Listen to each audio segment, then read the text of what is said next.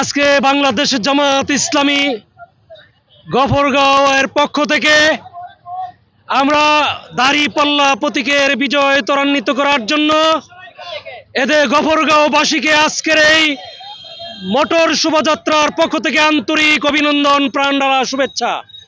সেই সাথে আজকে গফরগাঁওবাসীকে জানাতে চাই, আমরা গফরগাঁওয়ের ময়দান থেকে যাবতীয় সন্ত্রাস, দুর্নীতি, অন্যায়, জুলুম, নির্যাতন, নিপীড়ন মুক্ত করে ন্যায় নীতি এবং ইনসাফ প্রতিষ্ঠার জন্য বদ্ধপরিকর।